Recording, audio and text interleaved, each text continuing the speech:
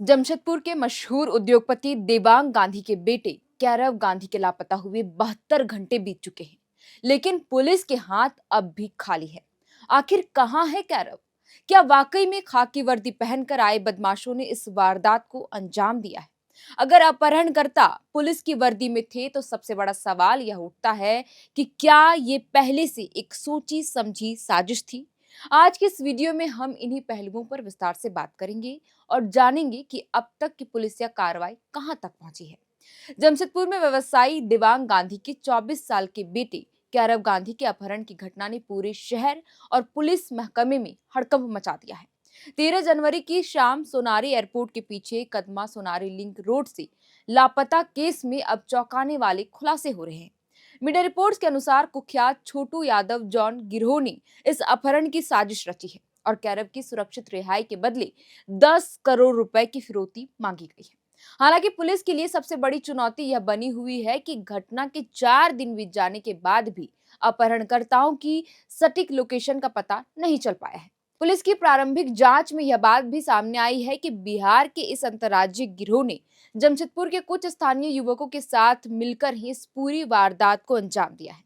यह गिरोह पहले भी अपराधी चंदन सोनकर के लिए काम कर चुका है, जिससे इसके पेशेवर और खतरनाक होने का अंदाजा लगाया जा सकता है।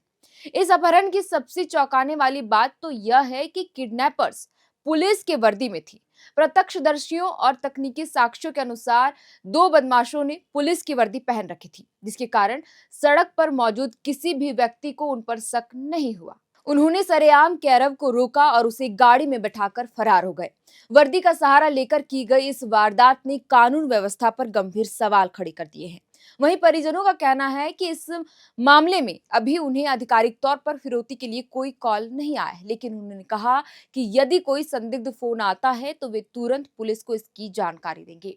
एसएसपी स्तर के वरिष्ठ अधिकारी खुद इस हाई प्रोफाइल मामले की मॉनिटरिंग कर रहे हैं और कई विशेष टीम का गठन कर झारखंड और बिहार के संभावित ठिकानों पर भी छापेमारी की जा रही है। बता दें कि जांच के दौरान पुलिस ने उस स्कॉर्पियो का नंबर ट्रेस कर लिया है जिसका इस्तेमाल अपहरण के लिए किया गया था, लेकिन यहां भी अपराधियों ने पुलिस को चकमा देने की कोशिश कर दी। जांच में पता चला कि गाड़ी पर लगा नंबर एक बाइक का है। पुलिस अब इस बिंदु पर जांच कर रही है कि क्या गाड़ी पर फर्जी नंबर प्लेट लगाई गई थी या वह किसी अन्य जिले से चोरी की गई थी। तकनीकी सर्विलांस और सीसीटीवी फुटेज के आधार पर पुलिस को अपराधियों के भागने के रूट का पता चला है। सुराग मिले हैं कि अपहरणकर्ताओं बुंडू से पुरलिया, फिर कोडरमा और वहां से नवादा की ओर गए हैं। अपराधियों द्वारा लगातार स्थान बदलने की रणनीति पुलिस को भ्रमित करने के लिए अपनाई जा रही है, ताकि उनकी लोकेशन को पिन पॉइंट ना किया जा सके। वहीं झारखंड पुलिस अब बिहार पुलिस के साथ समन्वय स्थापित कर संयुक्त छापेमारी का अभियान भी चला रही है, जैसा कि मैंने आपको थोड़ी देर पहले ही बताया।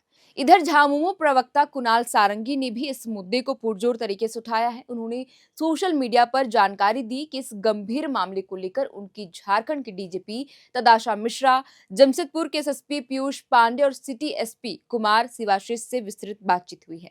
उन्होंने यह भी बताया कि मुख्यमंत्री हेमंत सोरेन इस वक्त विदेश दौरे पर है, लेकिन वहां से वे इस पूरे मामले पर अपनी नजर बनाए हुए हैं और पल पल की अपडेट भी ले रहे हैं।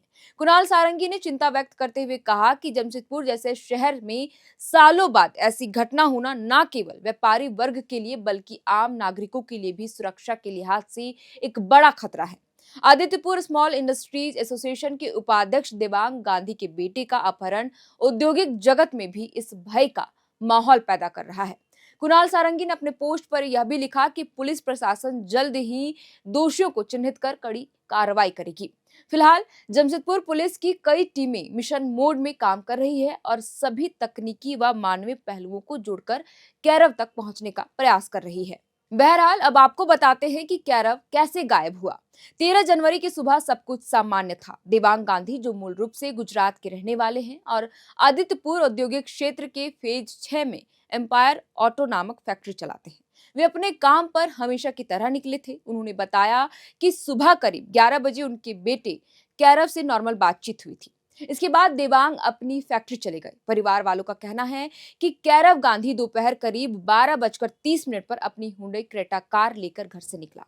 हर रोज हम सब दोपहर में खाना खाते हैं एक साथ, लेकिन जब दोपहर 2:30 बजे और उस वक्त भी कैरव घर नहीं लौटा तो हमें उसकी चिंता होने लगी।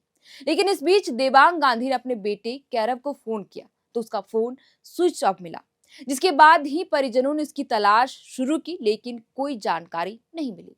जिसके बाद ही शाम करीब 4 बजे यानी कि 13 जनवरी के दिन ही देवांग गांधी ने एसएसपी पीयूष पांडे को इस मामले की जानकारी दी। पुलिस ने तुरंत कार्रवाई भी शुरू की और तकनीकी सेल की मदद ली। कैरव के मोबाइल का लास्ट लोकेशन सोनारी के आदर्श नगर के पास पाया गया, जिसके बाद ही उसका फोन बंद हो गया। इसी बीच पुलिस को यह भी सूचना मिली कि कपाली ओपी अंतर्गत कंदार बेड़ा में एक होटल के पास एक लावारिस क्रेटा कार खड़ी है। मौके पर पुलिस वहां पहुंची तो इस बात की पुष्टि की कि यह कार कैरव गांधी की है। वहीं कार का वहां लावारिस हालत में मिलना किसी गंभीर साजिश या अनहोनी की ओर इशारा करता है, क्योंकि अब इस मामले में यह भी पता चला है कि छोटू जोन गिरोह ने इस साजिश को रचा है। बता दें कि देवांग गांधी की factory Empire Auto Tata Motors के लिए पार्ट्स बनाती है और वह व्यापारिक जगत के एक सम्मानित चेहरे हैं। इस घटना की खबर मिलते ही शहर के कई बड़े उद्यमी, कारोबारी और एशिया के सदस्य देवांग गांधी के घर पहुंचे थे। कारोबारियों में इस घटना को लेकर काफी सुरक्षा संबंधित चिंताएं भी देखी जा रही। बहरहाल कैरव गांधी के लापता केस ने अब बेहद गंभीर मोड़ ले लिया है, क्योंकि किडनैपर्स ने पुलिस की वर्दी का सहारा लेकर इस पूरे वारदात को अंजाम दिया है, जो पुलिस की कार्यप्रणाली पर सबसे बड़ा सवाल खड़ा करता है। अब सबों के जहन में यही सवाल कौंध रहा है कि आखिर कैरव कहाँ है और कब वो घर वापस लौटेगा। फिलहाल के लिए इस वीडियो में इतना ही। आप देख रहे थे एरना और मैं हूं आपके साथ शेरतन। कैरव गांधी से जुड़ा जो भी नया अपडेट सामने आएगा हम आपके साथ जरूर साझा करेंगे। शुक्रिया।